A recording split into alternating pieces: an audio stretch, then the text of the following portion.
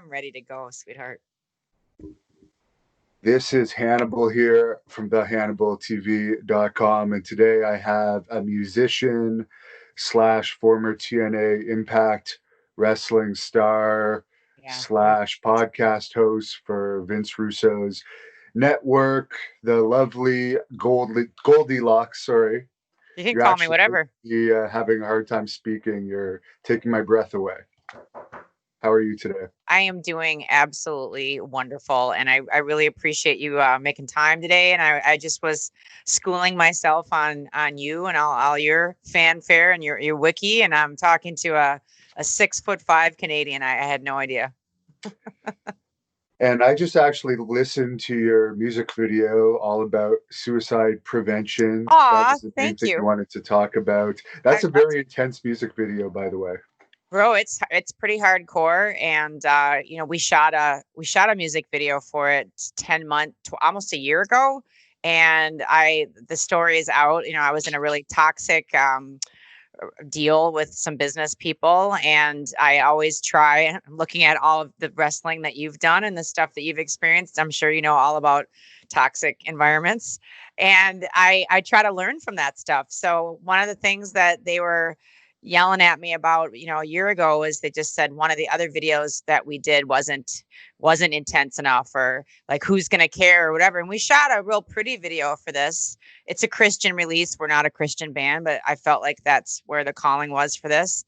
And we scrapped it all, like the whole budget, everything. And I just said to the band, I said, I think we need to do something just like what I got yelled at for. And they're like, you have 3 seconds to capture people's attention. And I'm like, well, if we're going to capture people's attention, why don't we just go? I was literally lit on the floor of my bedroom, like wanting to die. Like, of course I wouldn't, but like I was just looking at my wrist, Hannibal, and I was like, how, after all of these years of bad record deals, bad this or that, how am I this age and I'm in this same shitstorm that I was when I was a kid? What the happened? And I was like, we're just going to turn this into a suicide prevention video. And then reached out to Bobby Caps from 38 Special, reached out to Chris Henderson from Three Doors Down. They signed up and they're like, anything you need, anything you want. And like they went right for the jugular. And then James Storm, who freaking blew me out of the water. Chase Stevens was next to say, whatever you need. No bullshit, just whatever you need. This is something we want to put our time and attention on. And then Alan Funk was on the podcast on Vince Russo's brand. And I was like, we got off and we were bullshitting at the end of it. And I just said, there isn't any way like I could pay your fuel or your travel to, none of those mother truckers took any money from me. They took, I palmed them some cash. They turned it away. We went out and had a good night after we wrapped. You want to talk about some badass human beings? Like, I don't think wrestling people get enough credit for just how hardcore the business is, or just how like big muscles but big hearts. Some of them, there are some black-hearted There's people. some people. Well, there's yeah, okay. Well, we don't need to go there, dude. If you want to cut some promos on that shit, I'm looking at some of the promotions that you were in. I could cut some promos. I could shoot on some people, but bother. Their dicks are small enough as it is. We don't need to decrease that size anymore. But it has some interesting people in this business.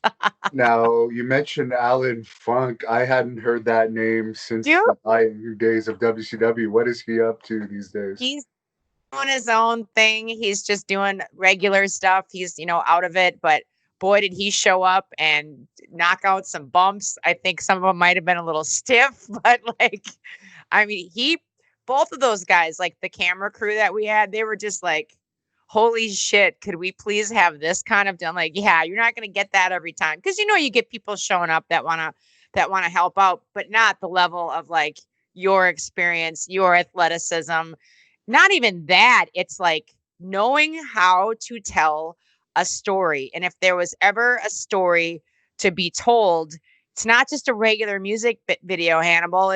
We really wanted to tell all different walks of life, feelings and stories through different vignettes. And, usually on a wrestling show or a video or this or that, you get a few in there. It's a freaking 10-minute long video because I was like, I didn't have enough time to like get everybody's story in there to be impactful, so that who knew the COVID was going to turnaround, or like all the social stuff that's, I mean, what a shitstorm of people are dropping like flies. And I can't, of course I can say don't do that, but like I understand why people are, Jesus Christ, like how are workers supposed to work, or actresses or actors or anybody that's an independent contract? You know, some people are just sitting at home on their fat butts, furloughed, making money. They're fine. This has just been a vacation for me. And other people they're starving. It's hard.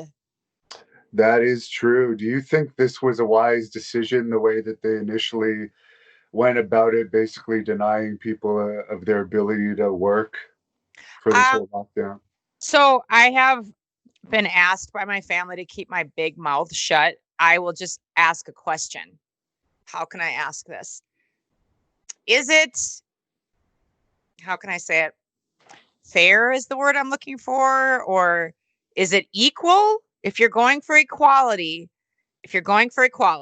is it then equal to say you can have somebody die, but you can't have a funeral, you can't work, you can't have arenas, you can't have tours, you can't, but yet you can't be in groups at all. You got to stay home. Is that fair? And is that equal?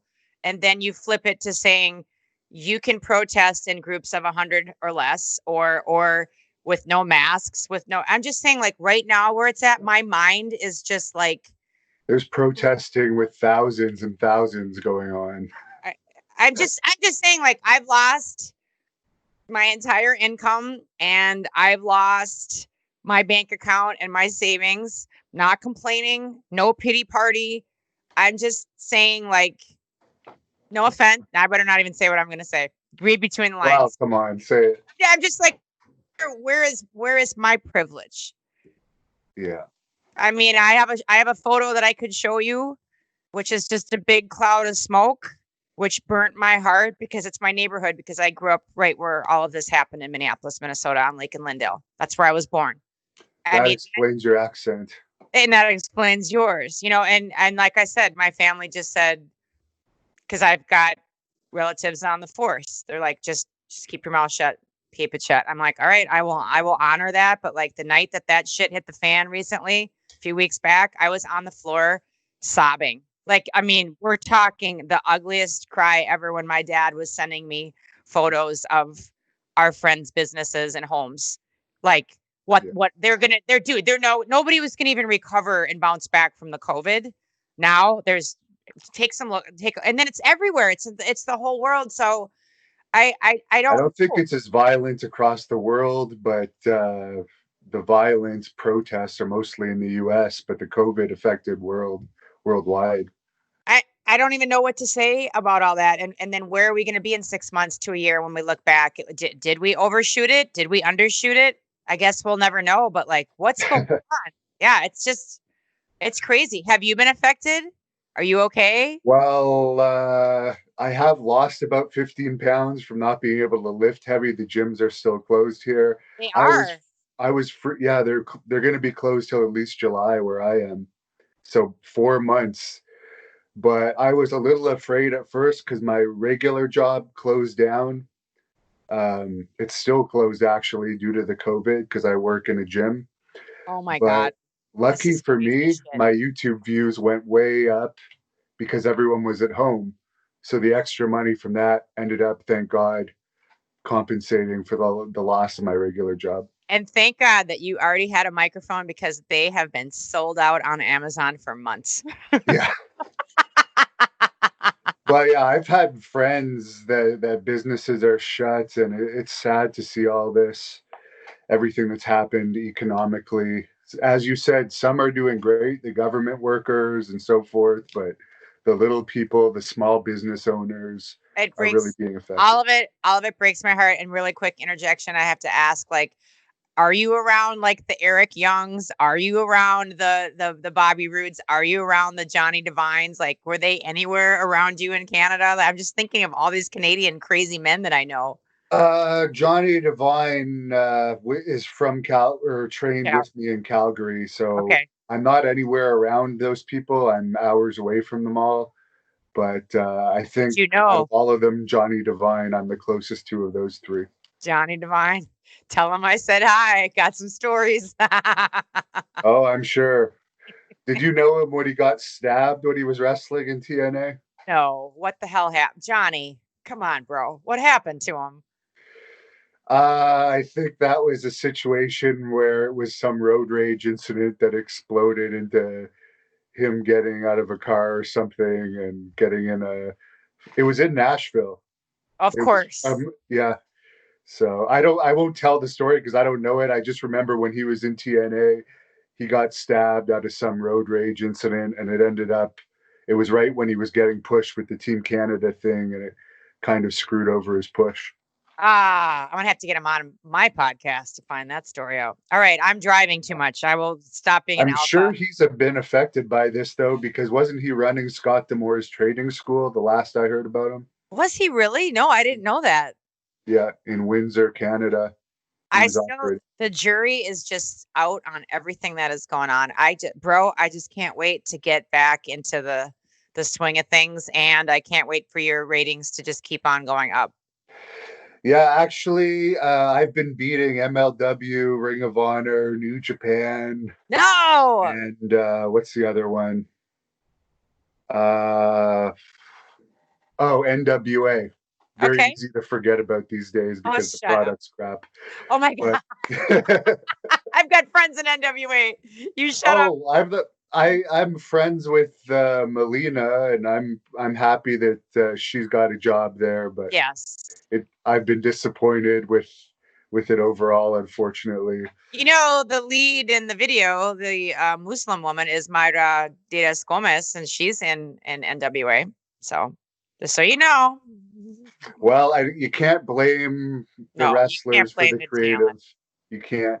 No. But yeah, and speaking of the Muslim woman, what made you want to start it off with the Muslim woman slitting her wrists?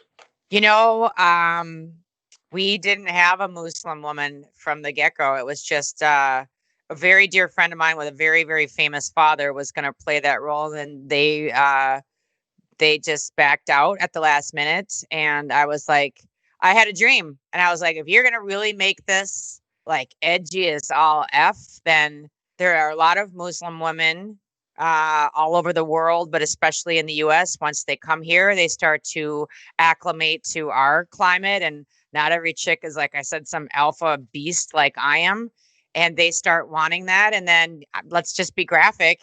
You know, they turn 12 or 13 and they get their clitorises cut off, basically, with no anesthetics. And it's like, what a fun party that one is to look forward to. How do I know this?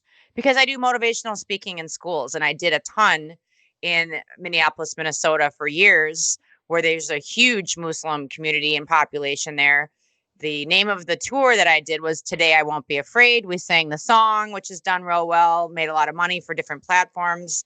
I talked to the kids about what your fears are, usually when you're acting out, usually when you're using drugs in grade school or you're doing other things that are not good or healthy for you. There's some bullshit happening, and we try to like figure that out. And then here are these beautiful little girls coming up to me, pulling on the back of my shirt saying Goldilocks, Goldilocks. And they bring me off into a corner and they basically tell me they're going to get mutilated on their big party. And I'm just like, there's nothing that you can say because it's not church and state separate. You can't say shit. And like the teachers are like, our hands are tied. And that was years ago. I can't even imagine what it is like now. God forbid you even look at people wrong. And I just was like, now there's all these women, especially here, that are Muslim that are just killing themselves because it sucks. I mean, let's just call it what it is. I mean, there's a reason they circumcise little boys at birth because you're a little baby and hopefully there's anesthetics and a great doctor involved and you're not going to remember it. When you're 12, 13 years old or whatever age they do that to these girls at, that's the most wacky, so that they don't experience sexual pleasure. You pieces of shit. And I wanted them to be highlighted. I wanted people to talk about that. I don't think people talk about this. How many people have you had on your podcast, Hannibal, that are talking about female clitoris as being, circumcised? Never, none. Zero. We're going to go with zero. And that's something to think of the next time you look at somebody with their garb on, the hijab, and you hate on them or you pass judgment. Like, they might be bleeding today. So just back up a little bit. So that's Actually, the honky tonk man talked about it. you're kidding. Yes, I am. Okay, you asshole.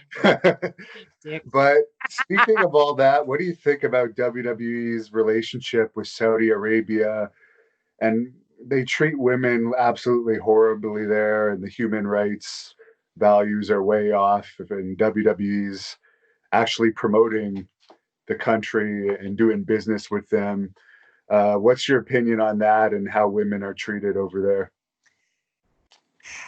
I can't really comment for WWE because I'm not, the minute that I have an opinion on, let me tell you, the minute that I have an opinion on something and then something like the COVID hits where we're all just scrambling and we're trying to figure out, like, oh my God, at the end of the day, how do I feed my family? Or how do I, not that Vince McMahon can't feed his freaking family. He's doing fine, no matter what his ratings are. Excuse me.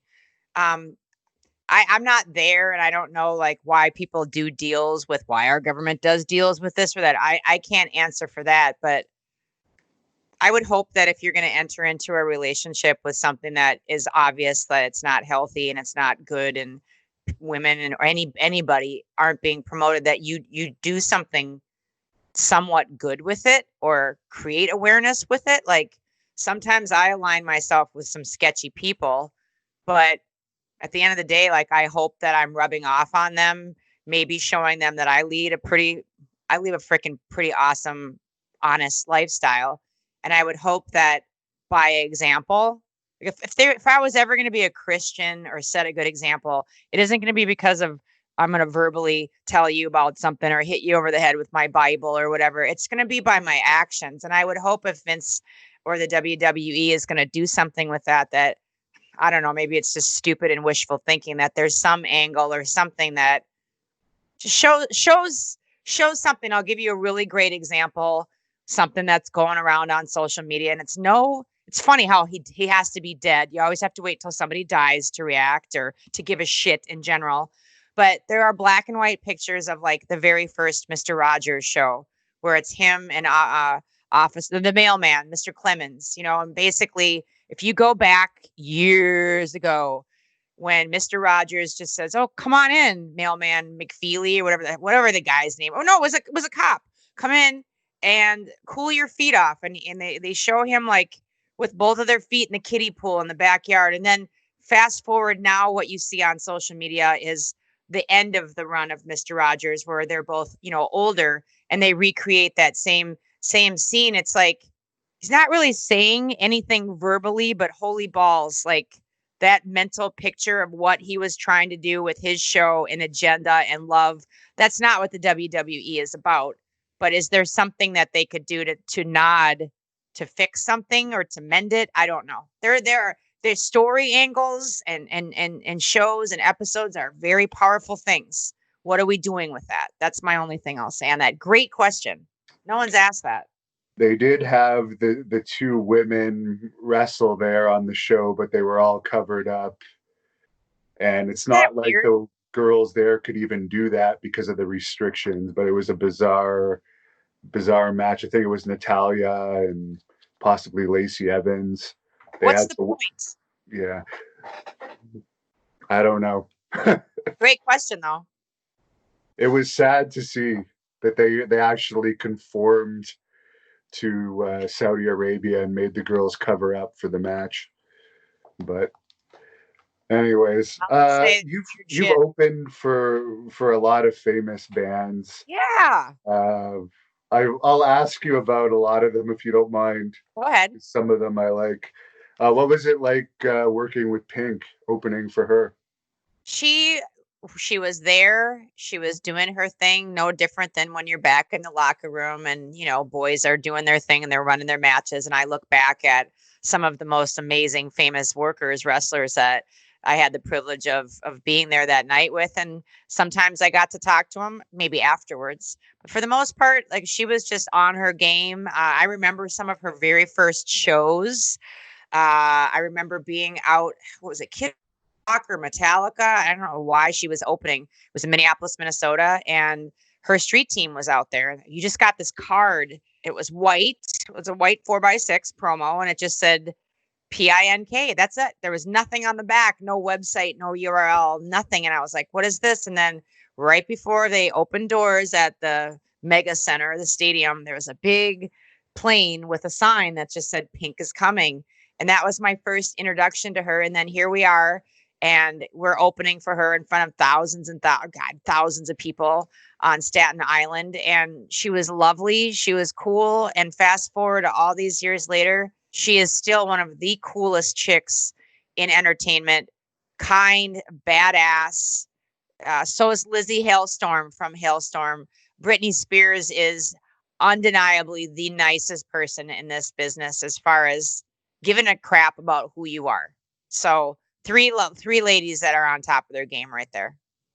I did security at a Pink concert once, and it was an outdoor show, complete thunderstorm with lightning, and she just continued as if nothing was happening. Of That was really, course, because people spent their money on it. That's a yeah. Prince move too. If you ever watched the Prince Super Bowl, he just was like waiting for it to rain more.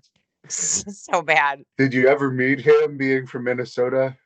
So I don't go into this into detail, but like that's where my record deal was, and I was signed to like all of his people, and he helped me out. So yeah, I did meet it more than meet him, Hannibal. He's been he was quietly somebody that mentored me for a while, and Minneapolis is a real small, tight knit community, and you just have to be careful with your politics. And if you're signed to one camp, you don't mix with another. But I lived across the street from him and worked two doors down. So, we eventually bumped into each other and did some really cool stuff together. And some of that stuff I'll take with me to the grave just because timelines would get really muddy. Like sometimes Yeah. I was doing some things that I shouldn't have, but yeah, Yeah. I did more than meet him. What was his eventual cause of death? Because he unfortunately died very young. Um, I'm pretty sure it was a drug overdose. Like, I mean, he said that he didn't use, but he did. So, and a lot of people know that. And I think I can't remember if it was Dave Grohl that cut a promo on him. It might have been Dave or somebody else that was just real pissed when he died because it could have been, it didn't need to happen. What a I, talented dude. yeah. Weird, but talented.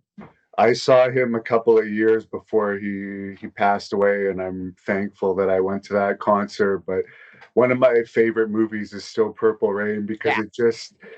it explains the '80s so well. It does, and I mean, people know him as talented, but like the stuff that he did in the studio and his protege, like I mean, I was knee deep embedded in everybody in the Minneapolis scene, like not like sexually, but like just I was a little kid running around, and I mean, I got my introduction to the music business digging through Paisley Park's garbage can. Like ditching the cameras so that because if he didn't like an outfit, I knew the seamstresses that he used, he would dump. You want to talk about some fabric like for gimmicks? Like we're talking stuff from like Italy, France, like bolts of fabric. And once I caught wind of that, I was scaling that like a spiked high gates, scaling it at 2, 3 o'clock in the morning, barbed wire and some of the stuff in the back. I think I put a rug over the barbed wire and then gimmicked it with a bungee cord so that I could get over it. And then, they caught on to me and stuff like that. But my in with all of the people, Paisley, Minneapolis, all the different studios was, all right, you caught me. I'm stealing. Why don't you give me a chance to sew for you? I can sew. I'm young, but I know how to sew and I can make gimmicks. And that's how I got my in, was making gimmicks for all of the boy bands and the girl bands and the artists and all of the Prince proteges and all of this stuff. I was young, but I could sew like a mother trucker. Fast forward to TNA and some WWE and other, I mean, I did a lot of, I don't think people even know that. Like I did a lot of their gimmicks, and I sang the ring walks and the entrance music and a lot of stuff. Like you don't know a lot of things behind the scenes, but James Storm, Chris Harris, Christopher Daniels, the Naturals, like all these guys and girls, I made all the stuff for them. And that's where I got my start, was sewing for all of Prince's acts that he signed. Wow. And Crazy. three doors down, you mentioned that you're working with the lead singer in the suicide prevention thing, but I'm a fan of a bunch of their songs. What's it like opening for them? Totally cool. Those were different days back then when we started. Like that was right when I was with TNA Impact and I was getting booked all the time because I was on that show and then they would hire the band and we just showed up and it was Three Doors Down, Nickelback and Puddle of Mud. Three Doors Down were super cool, but everybody's just partying and doing their things.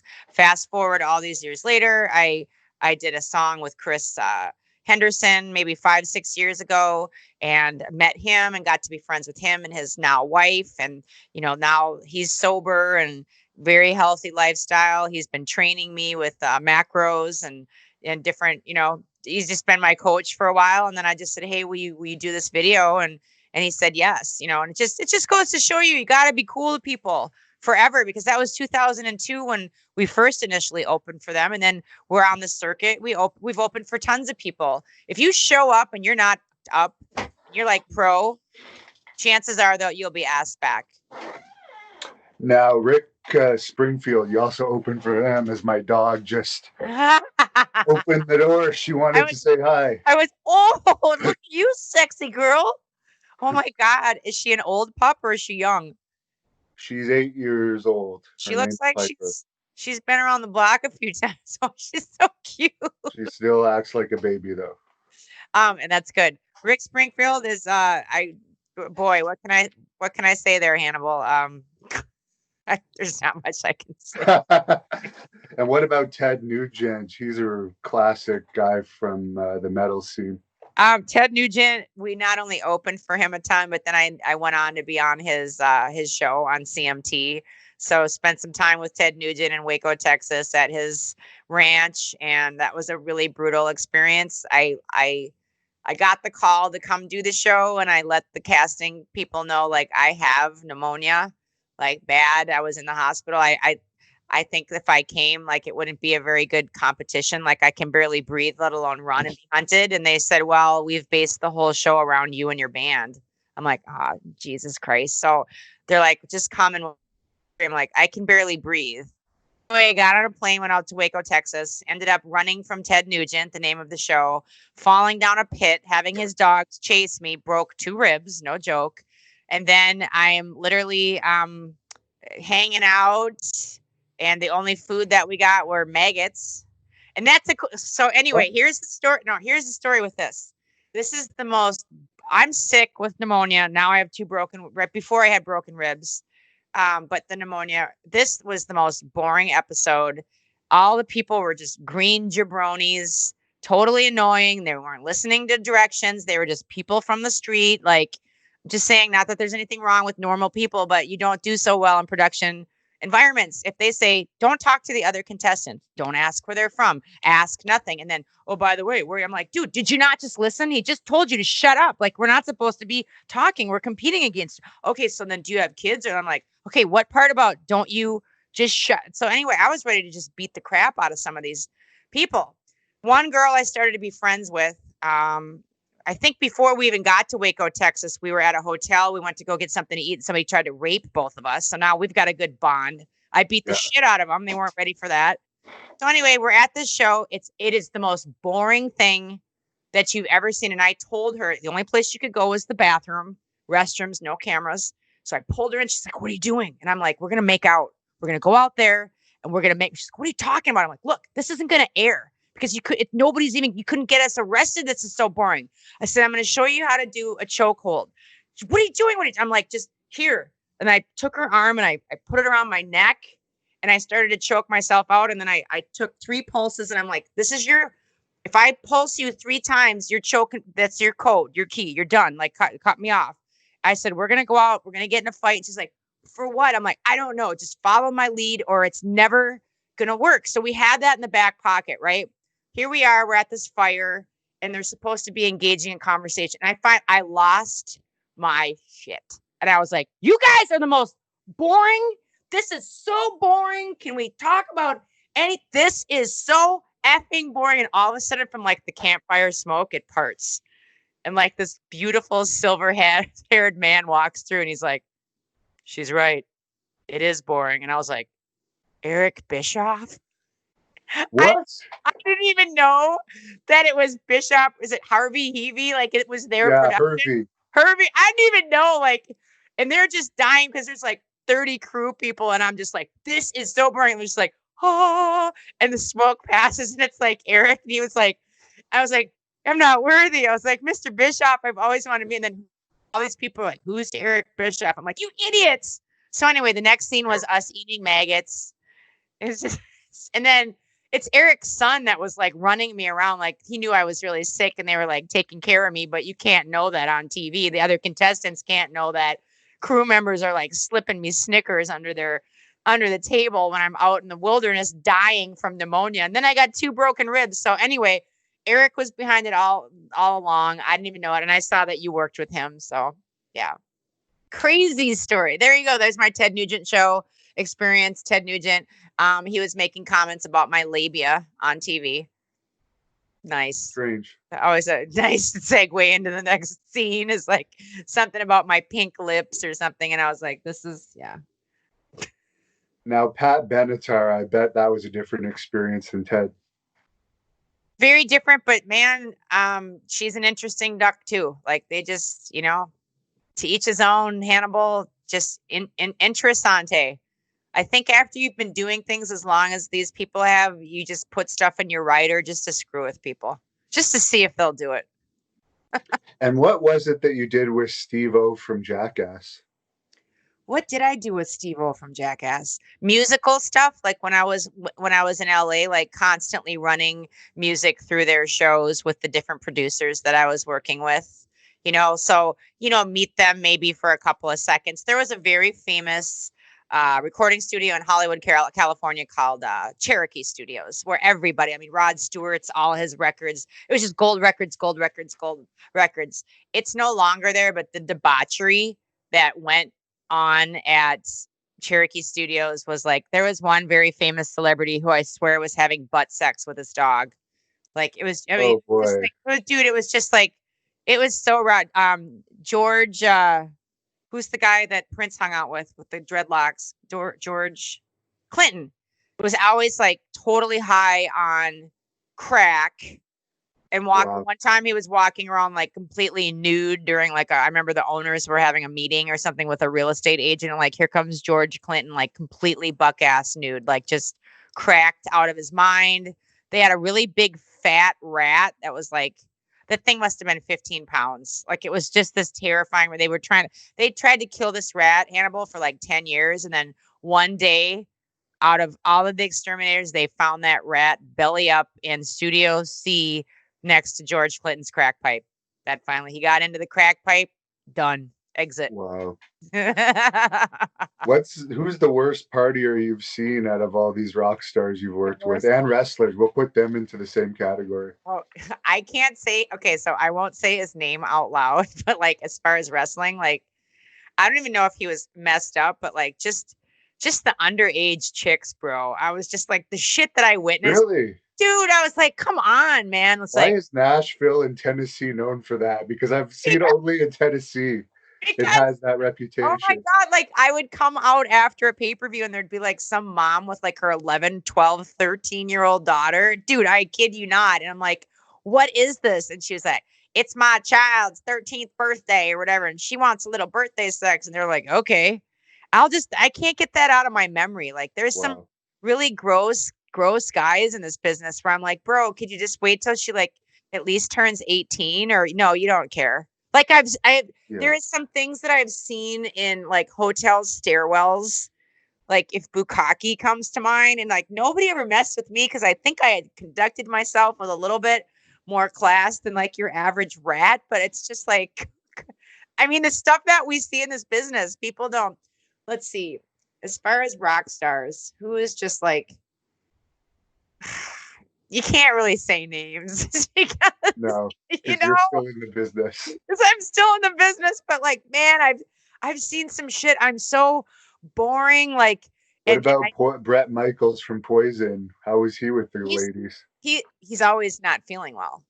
He's got really bad diabetes. So I mean, God bless him for even like touring or whatever. But with what I've seen in rock and roll and in wrestling. And then now like Twitter, it just seems like Twitter is just like the porn hub for like, it's stuff that, I mean, just give me a good old fashioned hard dick and I'm good to go. Some of this stuff that I see, I'm just like, Oh God, yeah. how bored are you? Or like, what kind of daddy issues do you have? Or like, does anybody just like to do it anymore? Like just missionary style? Or do we have to be like dressed up Yeah. like weird characters to get off? Or like, do you have to beat me? Or I've got people like every month that will like, they want to see me being like snuffed out and they'll pay like, if I'm actually physically getting hurt or raped, like they'll pay me more money. I'm just like, no, like what's wrong with you? Like, do you not get laid ever, bro? Like, do you get nothing? Have you seen a vagina? Do you know what one is? It's terrifying. Terrifying. How are the male groupies? I imagine that you have them in rock and roll, maybe not as much in wrestling, but I would think the lesbians are more they're either really good or very aggressive. Most guys are terrified of me. That's why I'm single. I mean, I go back and forth. I see somebody once in a while, but like I just think I'm too alpha, I'm too terrifying. So so most of the guys are really respectful. Cuz I'll that's just good. shoot if they're not, you know. Everybody knows like that. But yeah, New Jack, I just interviewed last week, and he was telling me he used to work for that XPW company that was owned by a porn producer, and he said they were doing like vomit porn and Yes. slapping women, and he said it was even too extreme for him, which is saying a lot.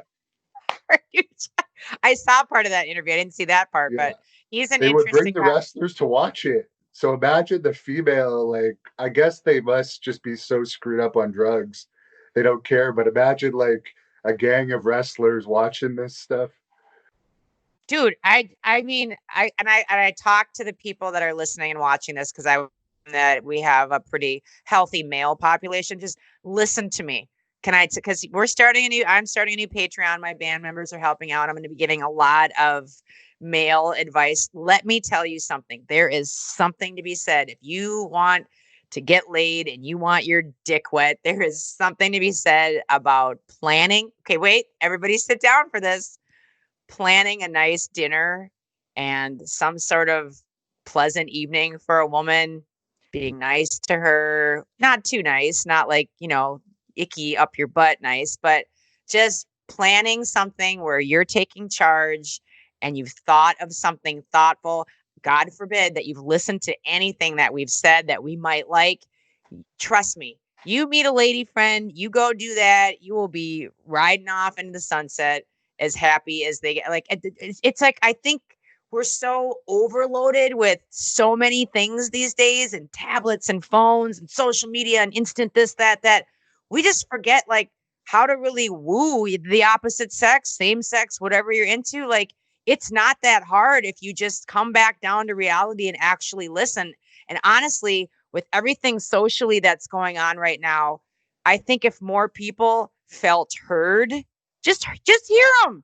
You don't need to agree with them. You don't need to be on the same side or religious or political, blah, blah, blah. Just hear somebody out and acknowledge, oh, I hear what you're saying. Same with the woman, same with the man. I think so many things would be resolved. I just do. Call me crazy, but guys are overthinking it. We're crazy bitches, but I don't want to be doing porn and vomits or a No, bunch of men jizzing on me. Like that's just not.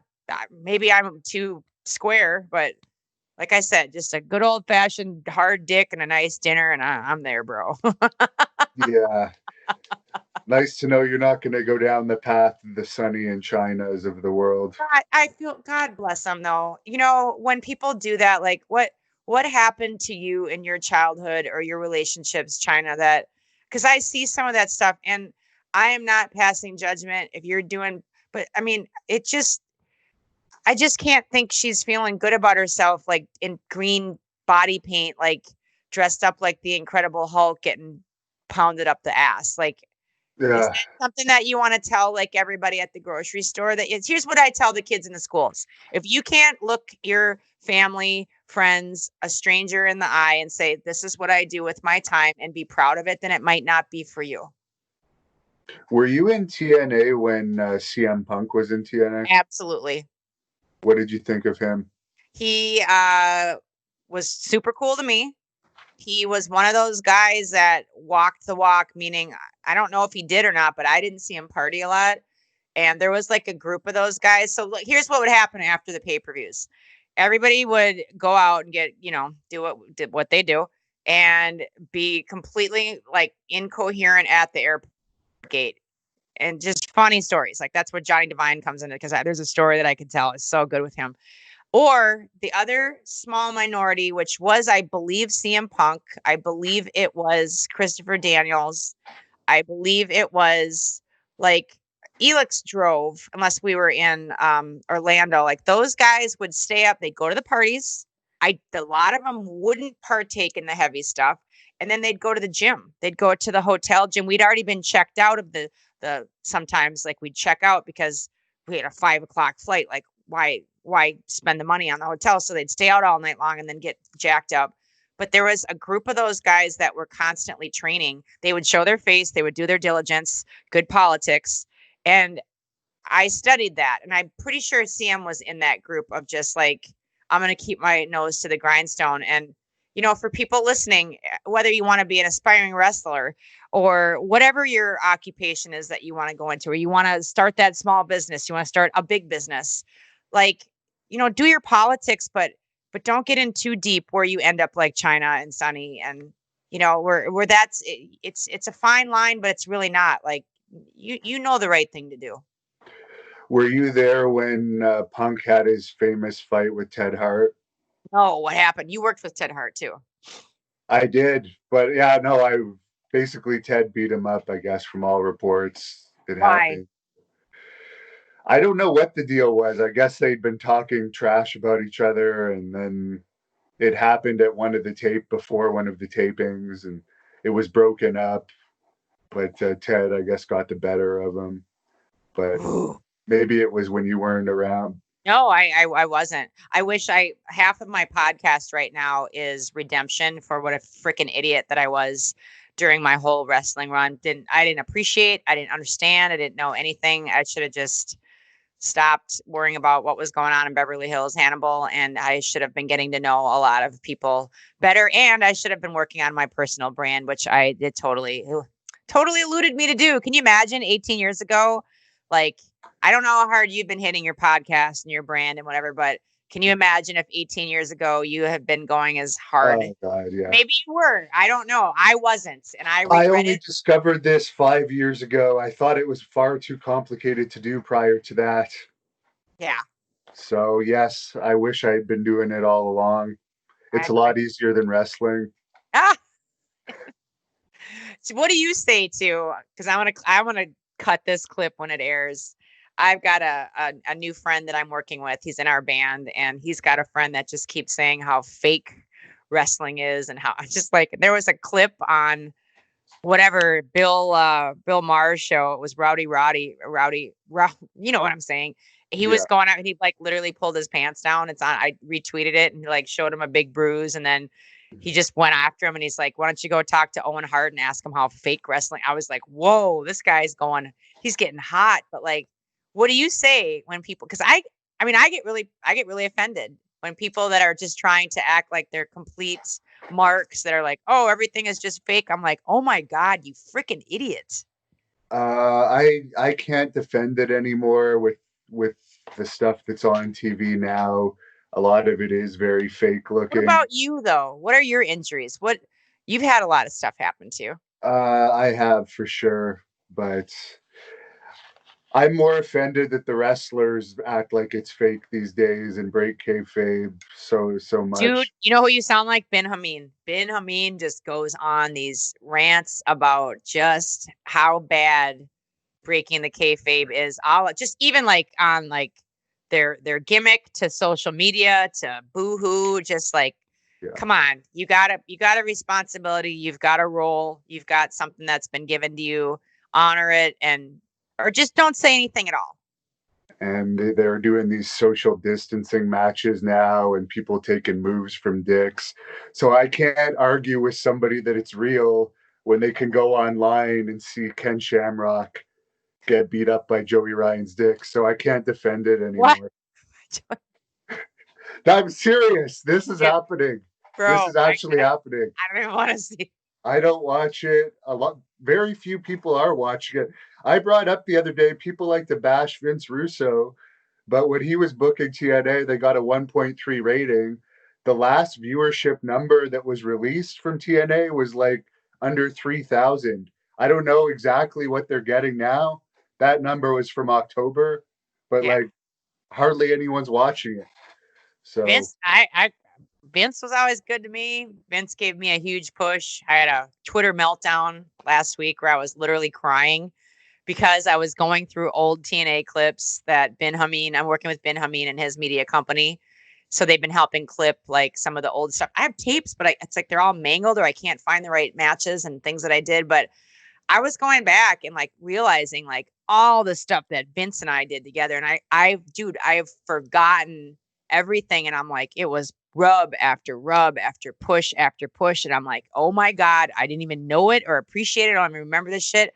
And like, I got online and I did a little promo and I was just like, I am so sorry, Vince. Like, thank you for everything. And then there's like people like Big Vito that, I don't even know this guy. And like, I don't know how Twitter works, but apparently like he retweets my stuff and puts me over. And it like, oh, I just discovered it last week. I'm like, you fucking idiot. Like, I was like, Big Vito, I don't know you, but bro, like, thank you. I mean, we're on the same network, the same team brand umbrella. And it's like, Goldy, pull your head out of your ass even more than you need to and realize like the people that have been good to you or are being good to you. I'm like, my head's in a cloud sometimes. I don't see all the retweets and the this and the that. I guess there's different places you can go look for that. Be proactive, you asshole, and go look for the people that are putting you over and spend more time thanking people. If you're on the toilet taking a dump or, like dropping a double deuce, whatever you guys do, we all do it. Make sure you clean your phone after. Don't even act like you don't bring your phone in with you on the toilet. But like take some time and like say, I'm going to thank 10 people. Or if you're standing in line at the grocery store, 6 feet apart now, clean your phone off. Thank 10 people. Make somebody's day. Be proactive into doing something to listen, like I said earlier, and help people and make a difference. Because it's that sort of shit that is going to keep, Postal Bob from going into a school and blowing everybody up. Like, said no one that goes and takes out a bunch of kids at a school. Like, they weren't having a good day. So why weren't they having a good day? Like, what can you do? Personal responsibility as an individual. What can you do to change the vibe that's out there right now? Because it needs to be changed, bro. It does. I can tell you've been working with Vince Russo because you're on like your 5th or 6th bro. Well, Vince and I we did Bucket Full of Chicken Necks for like a year and a half, which is a weekly show. And it was just like, yes. But I mean, I am very dude like, and was, like that for years. And then once it gets around Vince, it's really bad. And then I talked to his kid, Willie. And have you ever seen Will do his dad? Like he will I have not. Oh my God, dude. I actually just realized that he had a kid from your Twitter yesterday. I think you shared something of those. Yes. Go to Will's and look for when Will does like, when people do those master classes, like you'll see a master class for this or that or whatever. Like he's got the Vince Russo master class that he does. And he's like, bro, you got to check this out. And Vince was the one that called me up right when the COVID hit and everything was getting canceled. And he was like, yo, bro, I got to talk to you. And I'm like, what? Vince is like, you got to do this Patreon gimmick, man. Bro. And I was like, Patreon what? Like, I've heard about it, but like, Vince, I don't know what to do. Bro, what are you talking about? You can give love advice, to the fellas. You can talk about music. You can do musical gimmicks. Bro, you got to do it. And I was like, Vince, I don't know what to do. And he literally was on the phone for like 2 hours with me. Like, what about this? What about that? Like, he was really kind. I'll never forget the beginning of the COVID, the beginning of the end, like Vince Russo calling me up when he's never has time to call me up. He's always busy. I'll never forget 2002 when I was running around interviewing and I got a text message on my old little singular flip phone or whatever that my cat had died. They were trying to reach me during the pay-per-view to say your cat's going into seizures. Do you authorize us taking it to the emergency room? Well, I didn't authorize it, and the freaking cat was dead, and I was the cat killer. And I was devastated again on the floor, like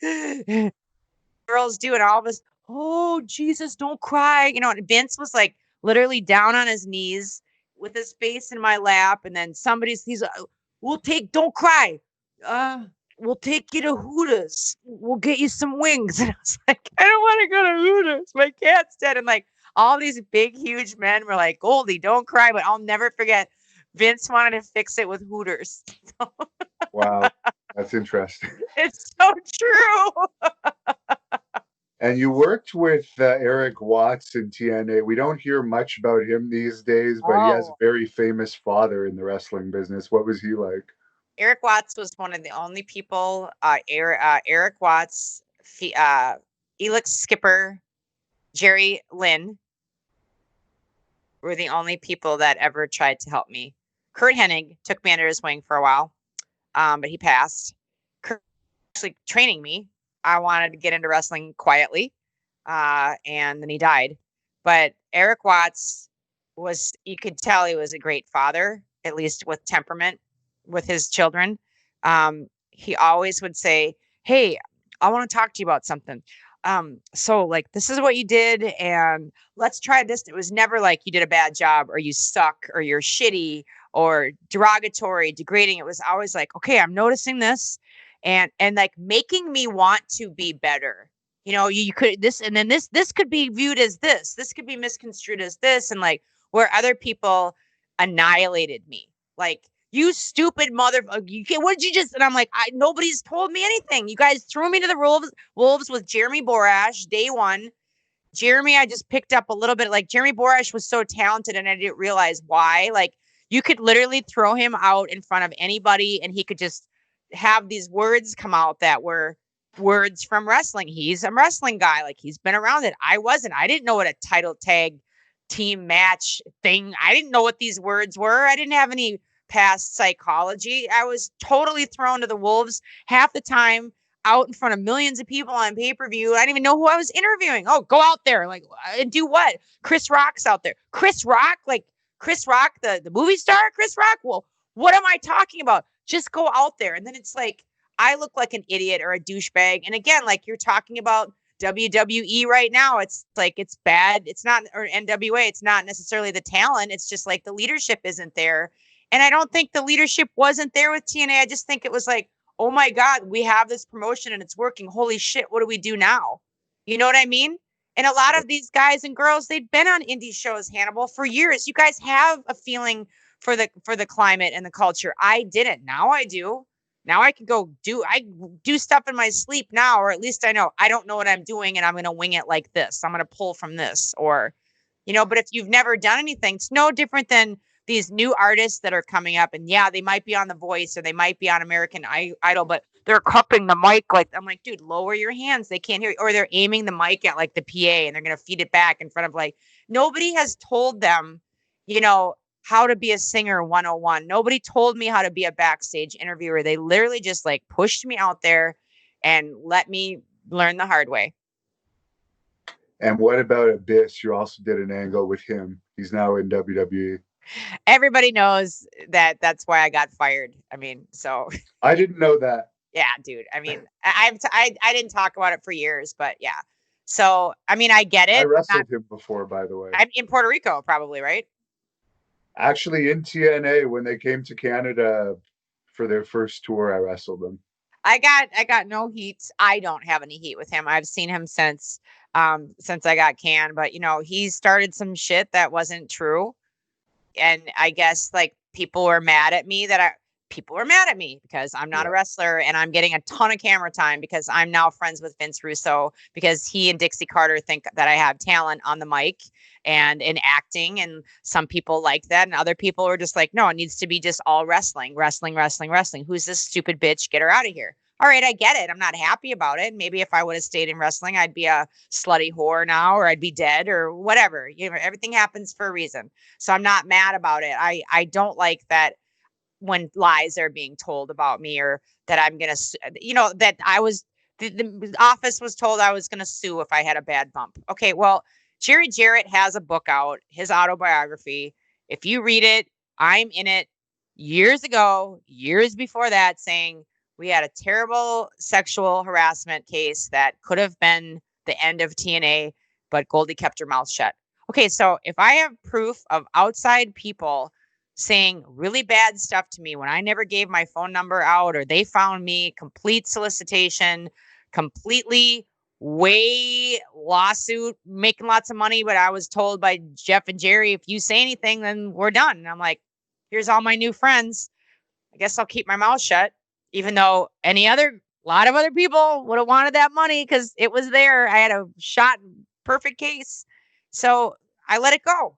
So my point is if Jerry's writing about that publicly in a book and I didn't sue then, why wouldn't you come to me and say, did you say this? Because I didn't. Like, I'm on a hit television show, bro, and I'm doing really well. Why would I jeopardize that with, I'm going to sue you if I take a bad bump? That's not what was said. What was said was, dear Terry Taylor, we are opening for Three Doors Down, Nickelback, Puddle of Mud at the Iowa State Fair next weekend. They want me to take a black hole slam from Abyss. I have a degenerative disc disease. I have some mornings that I wake up almost paralyzed with so much pain that I can't even bend over to brush my teeth. I don't think that's a good idea. May I please, dear sir, take a lesser bump, or could you help me figure out with what I just told you? I'm adulting here. Could you help me figure out a bump that somebody with no wrestling training could take and not be paralyzed? And that turns into, oh, Goldy's going to sue the company. And I tell that story. I'll never forget it. David Sahadi was doing the promos, and they did all the promos and all the green screens and the nod and the turn, and it's going to have the graphics in the back. And I just heard somebody say, what about Goldy? As I stood there, like second to the last person, everybody else left. And I just remember David Sahadi going like, and I was like, oh shit, I'm done. And I think it was James Storm who had the balls to come to me and said, Goldy, they're going to let you go. And I'll never, years in the video now, all these years later, like how many years later was that? Like 16 years later, still somebody that I talked to in this business. But he quietly said, yeah, the rumor is you're going to sue. I'm like, what? Why? And I was done. There was no chance of coming back from that. Jeff Jarrett was like, Goldrin, got to let you go. And I was like, what? Like, I'm on this hit show. Like, you're going to just fire me? And that was it. That was the last time I saw anybody. Well, TNA has never been known for making good business decisions. I actually heard Dave Meltzer say that he doesn't think Impact has ever had a year of profitability ever. So, whatever. I wish I could go back now and be the greatest heel that wrestling ever had, because the reason I had my crying Twitter meltdown was I was watching some of the promos that I did, and I was like, now that I know about wrestling, I was like, no offense, bro, but I had to put myself over. I'm like, these were really good. Like some of the whack ass stuff that I did where like there was a whole angle where I had a split personality and I'd show up each week with like different gimmicks. And like excuse me, I itch my nose. Some of the people that worked backstage, like the color commentators, literally thought it was a new girl, and they would be like, oh, I'm like, dude, it's me, idiot. I didn't like you last week. I didn't want to suck your schwank the week before, and I don't want it this week. But they thought it was a different gimmick. Like, it was so interesting to see, like, even people at the promotion believed it was a different person. And some of the acting was really, really good. And I wish I would have known what I know now about like the wrestling, that I could have incorporated more of that and just been so evil that everybody just hated me. I would love to go back and redo that. I hope that I get a chance somewhere along the line to do that. It's interesting that you bring up like the backstage in wrestling, how there's a lot of backstabbers and so forth. Because one of the reasons I can't defend wrestling anymore is because they have recently, like the WWE champion Drew McIntyre's come out and said, we're all like a family backstage, we're all friends, which doesn't make anyone want to watch wrestling. But the truth of the matter is, we're not all friends backstage. You can't trust hardly anybody. Cutthroat. I will never forget one night, one of the guys, he had the tape, and he put, dude, it was probably more than a 1/4 inch thick. I would say Wasn't a half inch, but it was between a quarter and a half inch, 4 inches. It was like some sort of bonding thing. He had that. He taped that in there, and he went after one of the guys to do a flying clothesline and take him out. He was going to kill him. He did go to the hospital. He did have a concussion. He was puking up black blood at Hooters. I'll never forget. I won't say who. It was bad. Hooters was the big hangout, wasn't it? Hooters was the freaking hangout. Another time I saw somebody doing, wrapping the blade for what I thought was getting color, but it wasn't. He had a lot of blades in there, and he was going to cut the shit out of somebody and slit their neck or wrist or whatever he could draw the most blood off and kill him. Like that's cheap.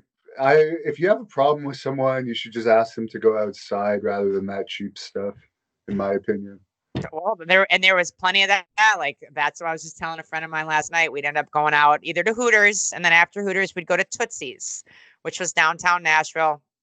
Kurt Hennig was always like, "Oh, you want to dance? You want to dance?" And I was like, "No, Kurt, I don't want to dance." And he would like, "Okay, we're gonna do a little 2-step, little 3-step," and like he would grab my hands like here we go. And I'm like, "Oh no, what's gonna happen?" 1, 2, 3, and on the 3, he would have my hand like this. He would push it back. So whatever asshole was right behind him, my front of my wrist of my hand would knock them out. I would leave with bruises and blood vessels broken because Kurt Hennig was on a tirade agenda to take out every douchebag that was at that bar. So it became a thing where we would do our little dance. Like, he was like, "Yeah, I'm going to take it. It's no good." I'm like, "All right, you want to dance, Kurt?" So we would do it. Eventually, he started turning my hand a little bit more. So at least it was this part that was hitting people.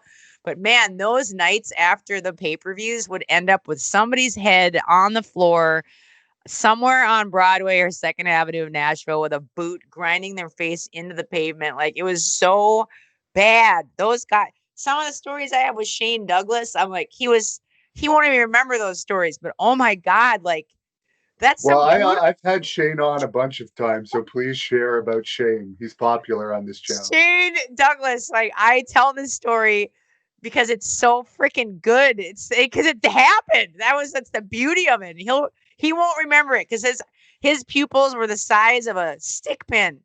We were at the ale house after a pay-per-view, and it was funny because there was a certain black who was also always at the ale. I'm like, when is this guy gonna get busted?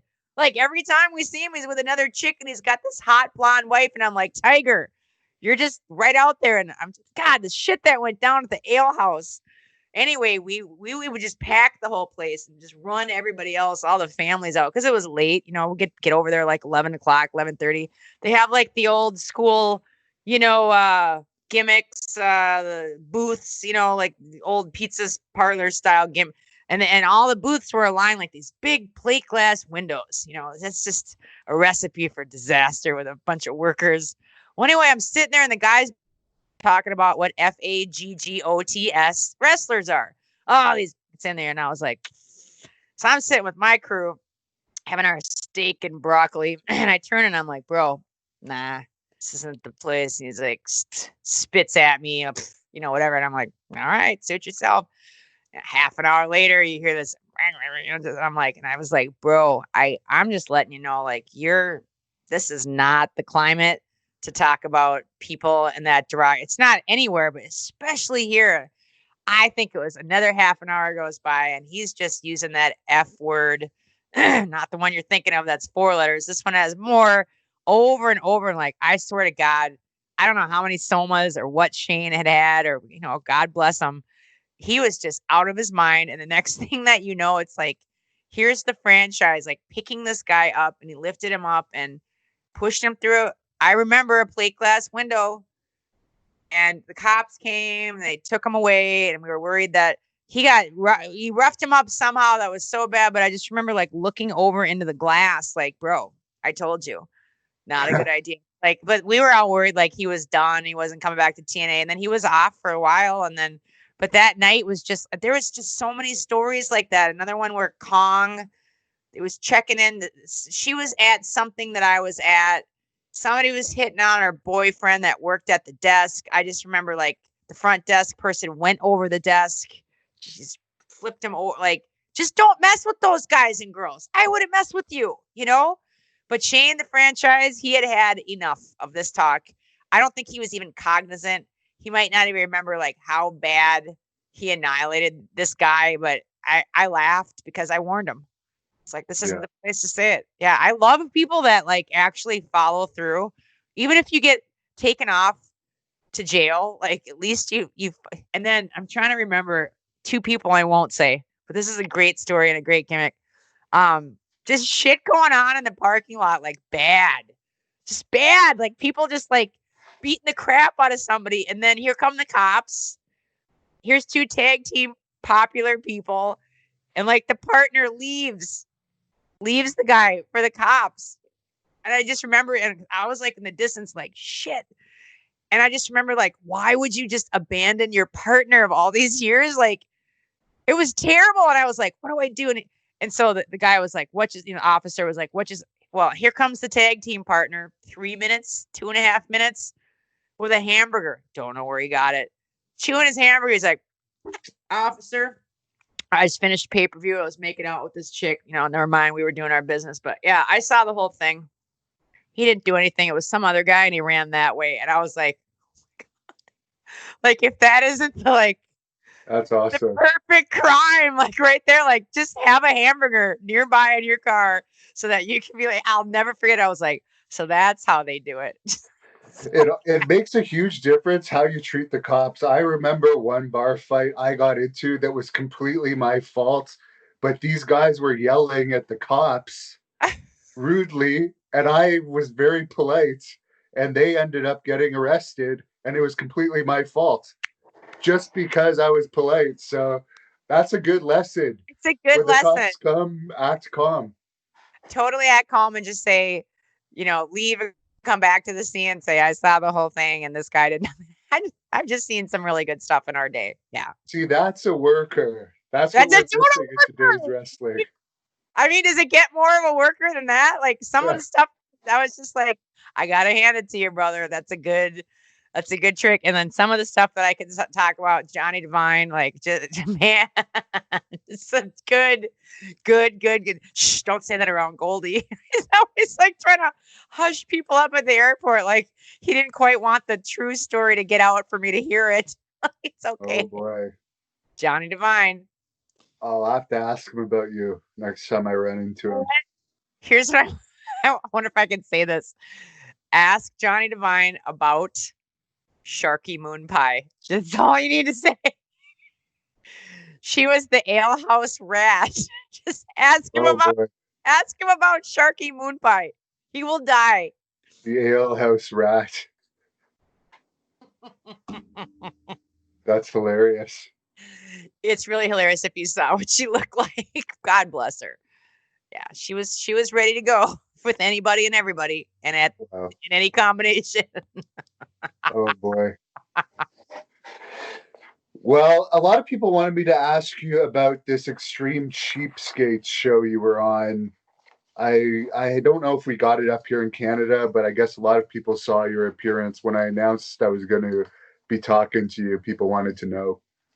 Well, I don't want to let the cat out of the bag, and I don't want to jinx anything, but if they were interested in that, then they probably will be interested in some things that are coming up. So I hope that people pay attention to me and to you, because there's some really badass stuff coming up that it's kind of continuing on with the Scream.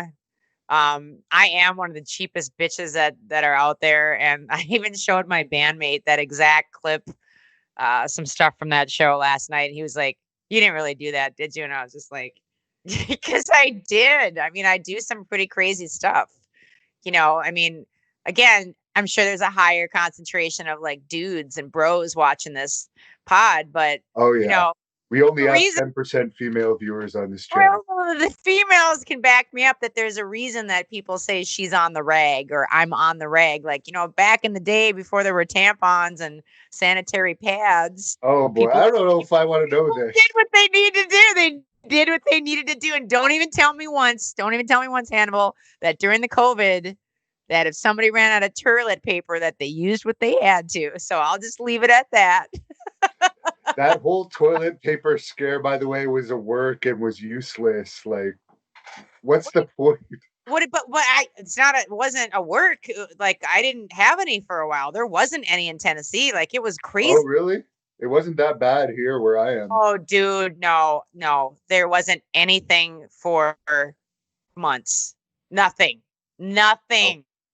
There wasn't even food. You lost weight because you didn't work out. I lost some weight because there wasn't anything. The only thing that was ever left on our shelves was vegan options or anything healthy like the wheat pasta or the gluten-free something. Everything was gone. They acted like it was a zombie apocalypse here. wow. Strangely, what's still gone here is the Clorox wipes that you can buy, Yes. which you probably don't buy because you're a cheapskate, No, and frozen broccoli. frozen broccoli. I haven't been able to find it for months. So get some fresh stuff. The cheapskates thing was like pretty much all of it was a shoot, except for how cheap I am paying my band. That was a Okay. work, but the rest of it was anything that people are asking about was a shoot. And don't knock it till you try it. And I really can't wait to. I'm gonna have to come back on your show when some other things develop, please. If people are anywhere interested in all that, because it's gonna be off the charts. It sounds like you and Lanny Poffo would have been good friends with how cheap he is. Is he cheap? Yes, I don't know, Lanny. probably better off. If you Well, ever met him, he wouldn't stop hitting on you. He'll hit on any oh, female. great. That's what I He need. probably would have even hit on the ale rat And there. Sharky Moon Pie. Yeah, a um, few Go ahead. You what? a few fans wanted to know about Taylor Wilde. Your relationship with Taylor Wilde. Did you work with her in TNA? No, not at all. Strange. No, Very strange. What no, about Madison Rain, nope. Gail Kim? Gail Kim, I worked with. Gail was in a clique tight with her girls. So, I mean, even though we worked together, she just didn't say much to me. She wasn't mean to me. She just, she was pleasant.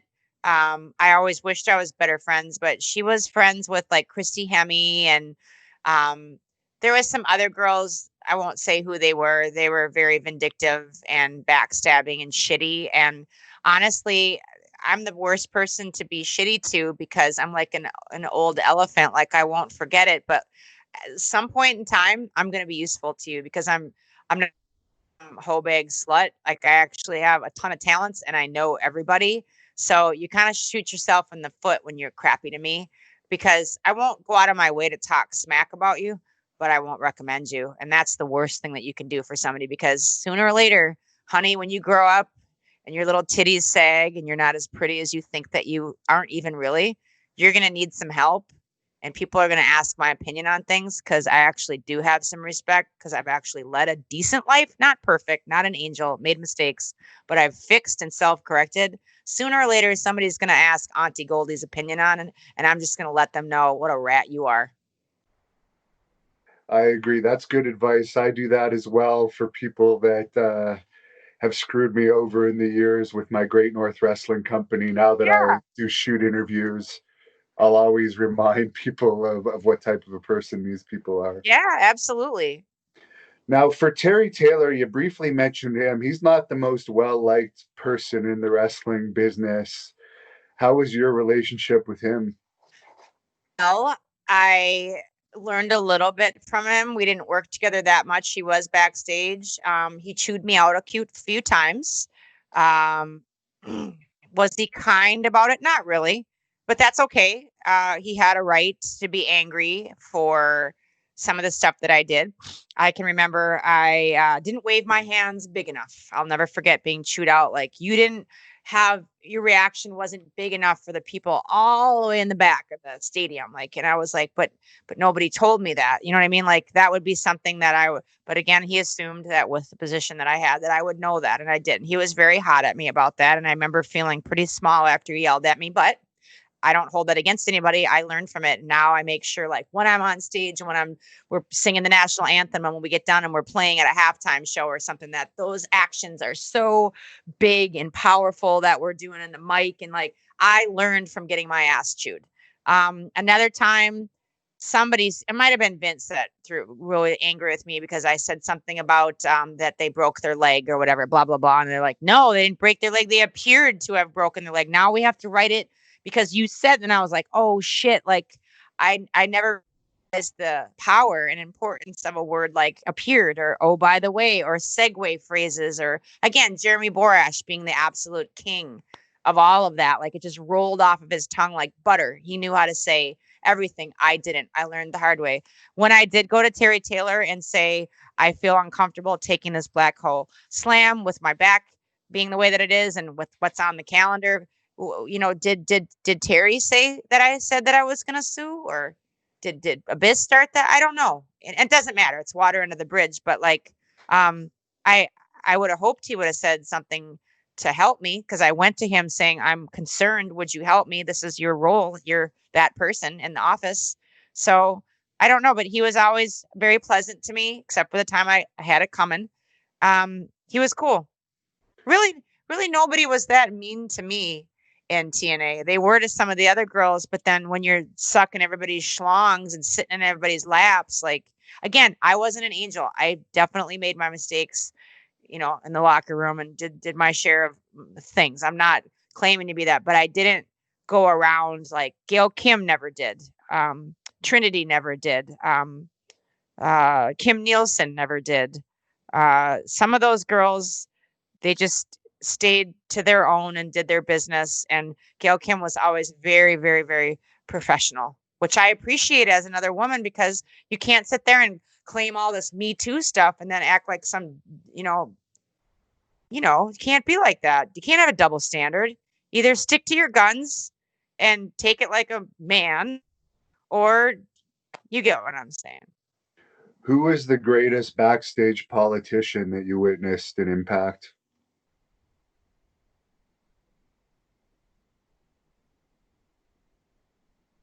Probably Jeremy Borash.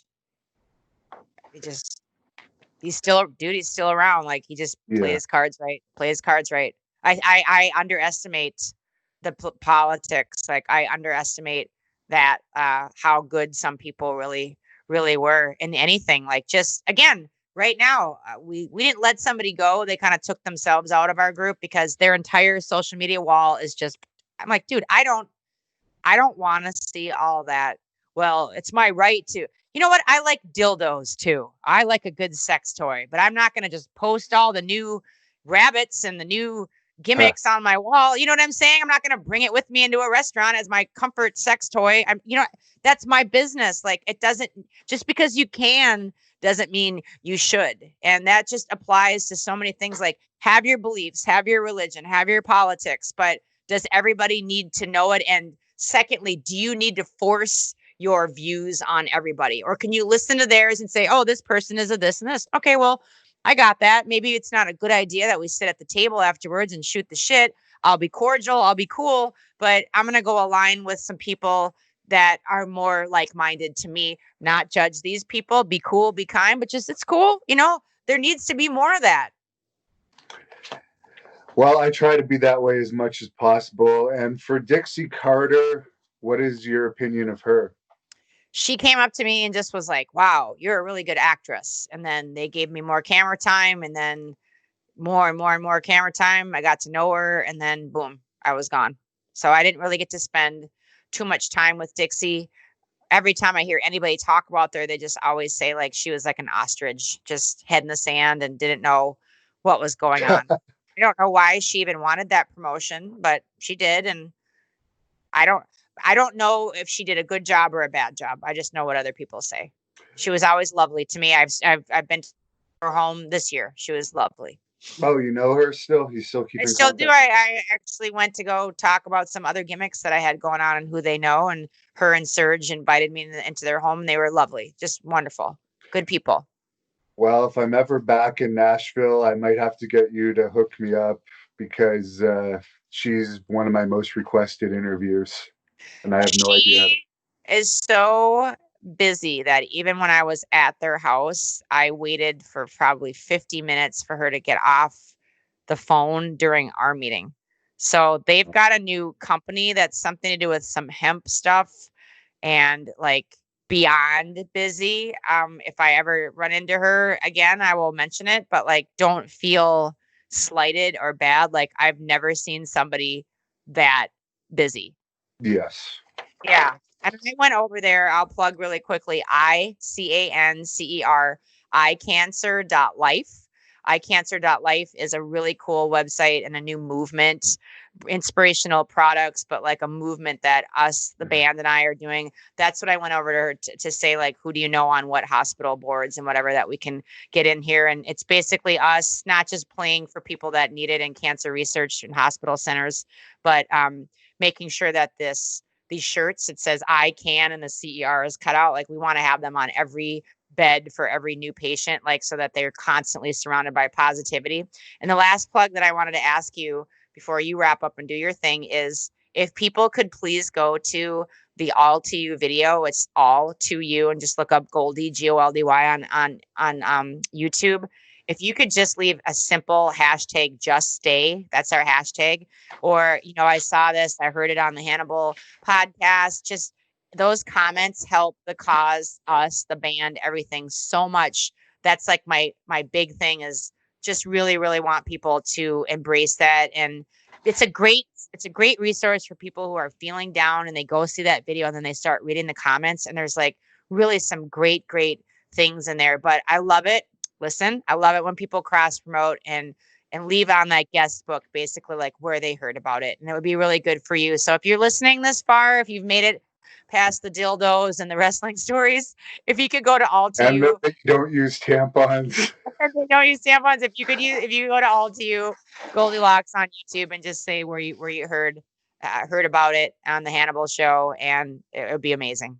And we'll, if you tell me exactly what you want for links, we'll throw them in the description too to make it easier Done. for the Super people easy. watching. I'll just tweet it to you in a minute.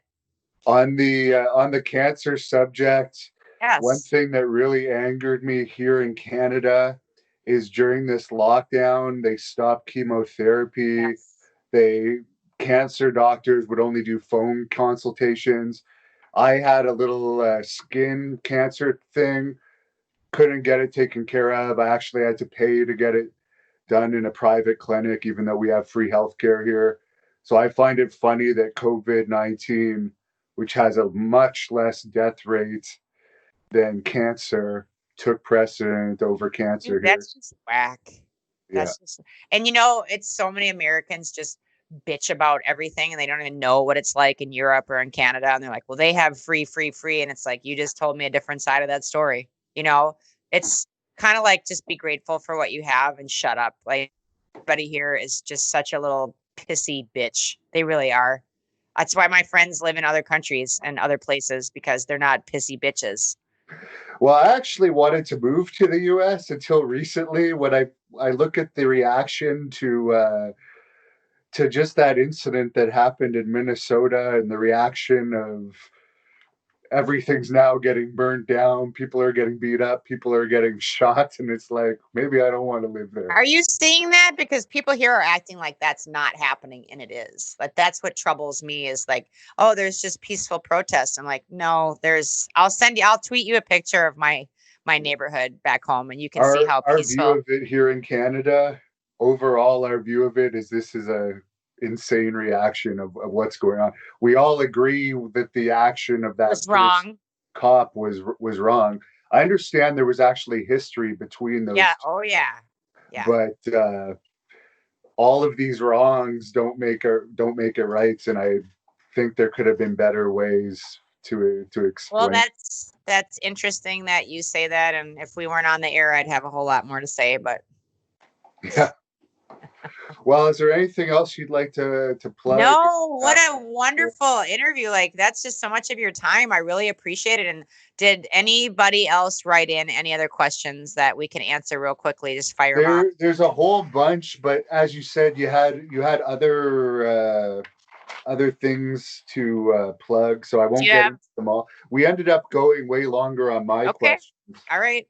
Let me see if there's any really good. Fire. Let's do really quick. Let's do 30-second skinny. Let's go. The fans really wanted to know your tricks for your abs. My tricks for the abs are the hanging leg raise. you get a bar. I will put it, if you go to my Twitter, I will tweet you all of the stuff on my Amazon URL. It will help me as well. But all that stuff is on my vanity URL, which is amazon.com/shop/Goldilocks Rocks, and go to workouts. That works. Hanging leg raise. It's a bar you put in your door. It doesn't hurt anything. And then the straps, and you go in there and you do the hanging leg raises to the left, to the right, and center. And if you can do a couple of hundred of those every day, and egg whites, and your abs are made in the kitchen, the old fashioned grilled chicken breasts, steamed broccoli with a little Mrs. Dash or a low sodium gimmick on there. If you want to eat that a few times a day, and a protein shake, and do those, that's how you get those abs, honestly. And alcohol. If you're a big beer drinker, it's going to totally negate anything that you're doing in the kitchen or in the gym. Next. 2 more quick ones. Do Did it. WWE ever contact you? I know, and I wish they would have, because like I said, I would love to go back and be the biggest heel ever, or tell some backstory of Abyss, or I would love to go get in the best, sickest shape of my life. I still actually look good, even though I'm not 20 anymore. I'm in pretty good shape, and I'm getting in more and more shape because of that opportunity that I told you I'd love to come back on and talk to you about. Give me another question. Come on. So you're not retired then? Hell no. Question. No. And have you ever, a lot of people ask this, have you ever posed nude? No, that's not my thing. It's just, I wasn't raised that way. I'm pretty old fashioned with, I think that should be reserved for like somebody that you're with. I would pose nude.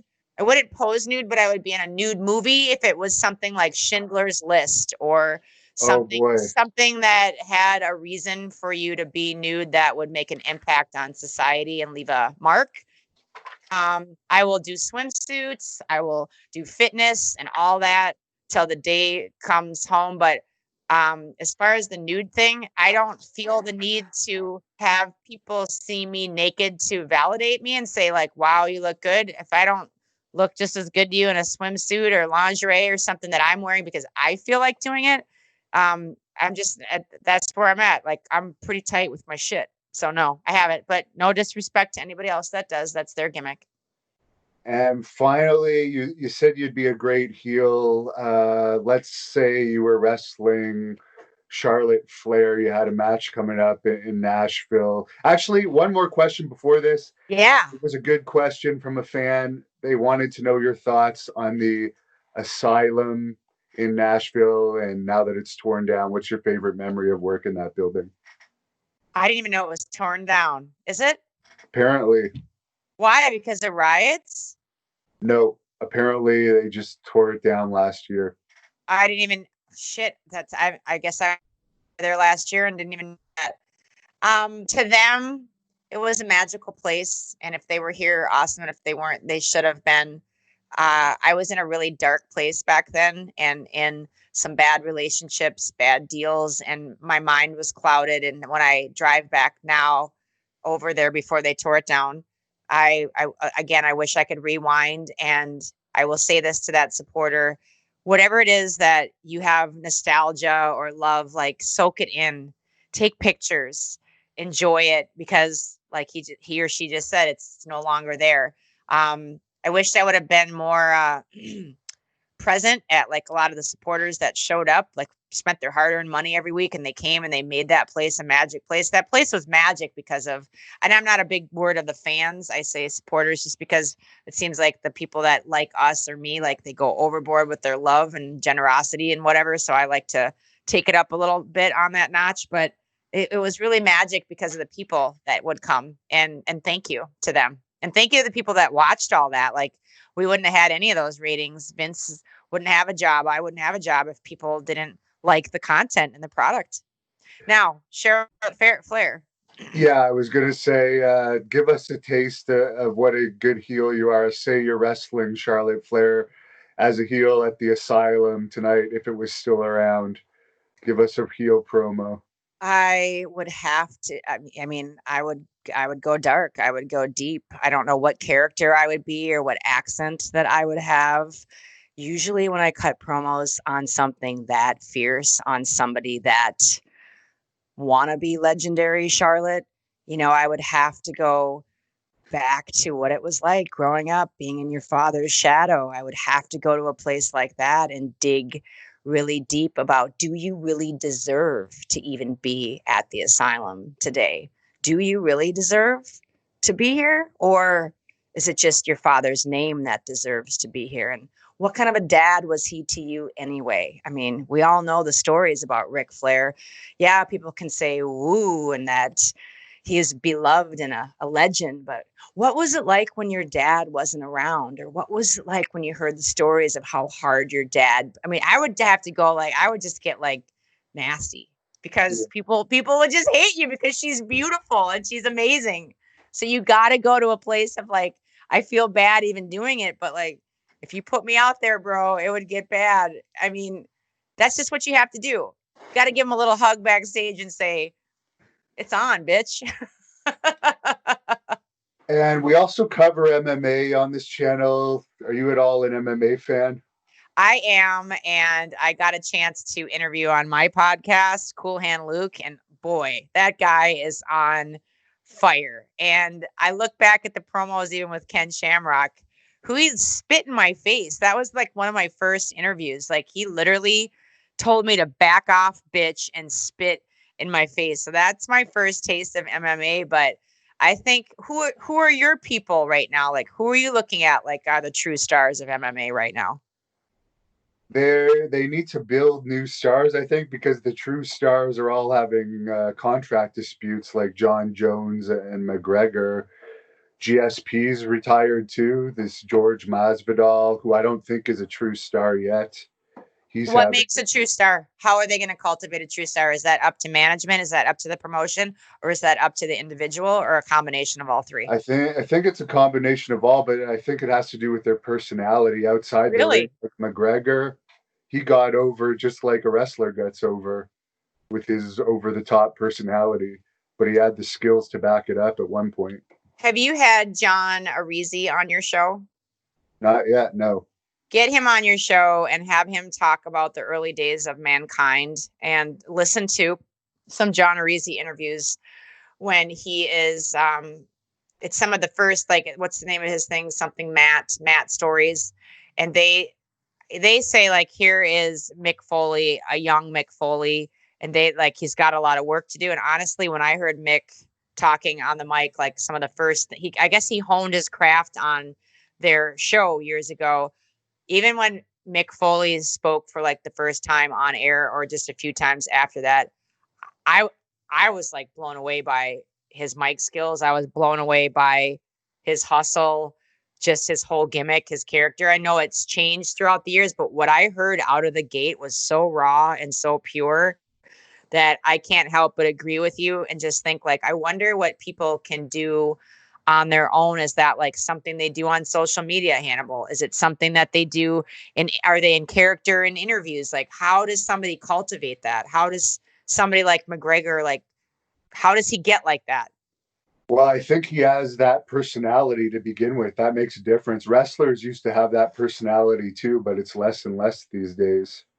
Why do you think that is? You think it's just they're just so worried about looking cool online, or Well, also, it seems like it's less popular, so there's less cool people getting into it, maybe. But and in the old days, there was the territories, whereas now they hire like a lot of college kids straight out of college to be wrestlers or bodybuilders or football players. Whereas in the old days, you had the crazy wrestlers and you would pick like the top ones from every territory. So a yeah, lot of them had off the wall personalities where today a lot of them are just average people, I guess. And you're just that kind of shows. lucky what you get.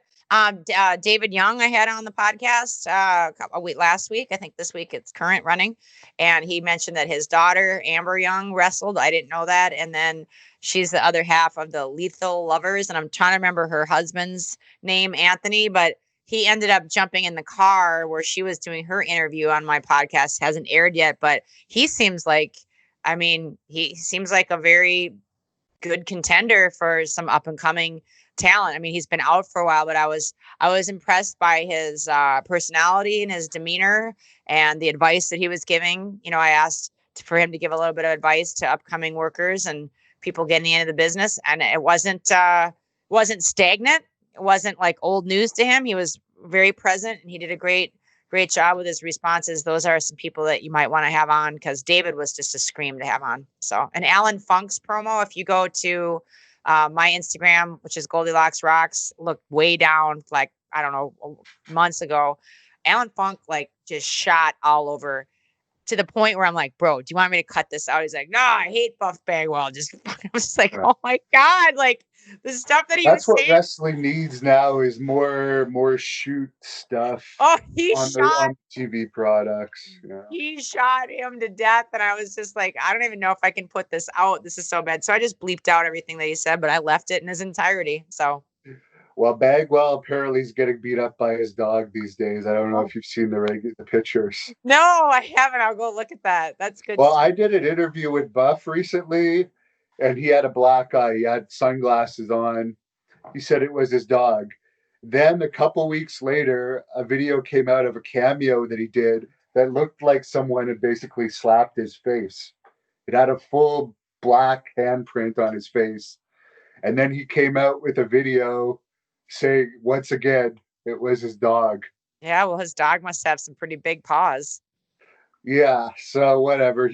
Buff Bagwell is going through a rough time. I don't think I think Alan would be happy if he could know how Buff's doing these days. All right, well, I won't perpetuate that, but it's been an absolute pleasure being on your show. You're a really intelligent guy.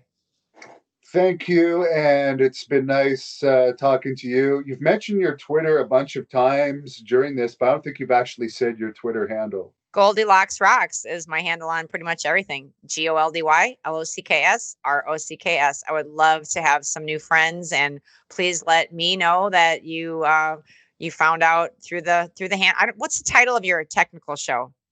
I've seen it's different called things. The Hannibal TV, and the reason I had to put the in front because Hannibal TV is like some weird thing in Europe, and I couldn't get a trademark on it. Yeah, no, it's all good. We'll do the Hannibal TV then. I just want to make sure I was saying it right. Yeah, what a pleasure. And please go over to AllToYou and leave a comment on YouTube. That's what I really would love. I'm gonna DM you that right now.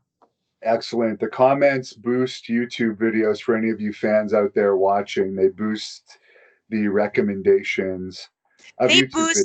They boost more people that need to see that video, that they're going to see it. I mean, at the end of the day, if I did want to just do something that benefited myself or the band, it would be like this glitzy tits and ass type of thing. But, you know, I'm playing somebody that's killing themselves jumping off of a bridge. So it's very important, after we had all these, you know, rap, R&B.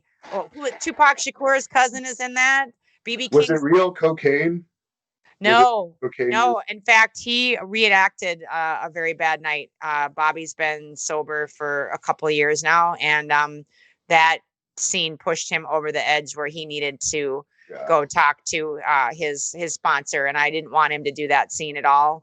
And he was adamant about recreating an exact scene. And I just said, no, dude. And he was like, no, I'm doing it. So no, it's not real cocaine. It was cut up vitamin E.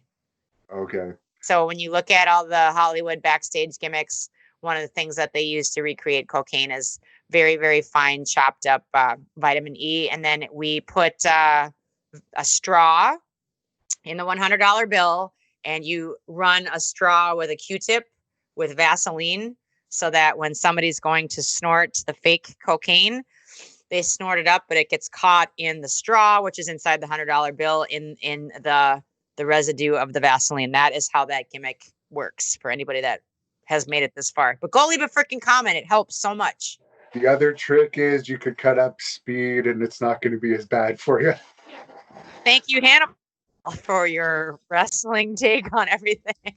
Yes, well, nice talking to you. Have a great night. I'll get this up in the next few days. Thank you so much for having me on, brother. You've just been amazing. I really appreciate you. Thank you for watching the Hannibal TV.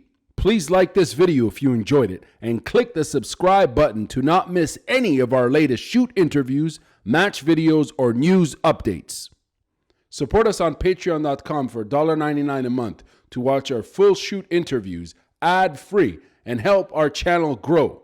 Follow us on Twitter at the Hannibal TV for instant updates.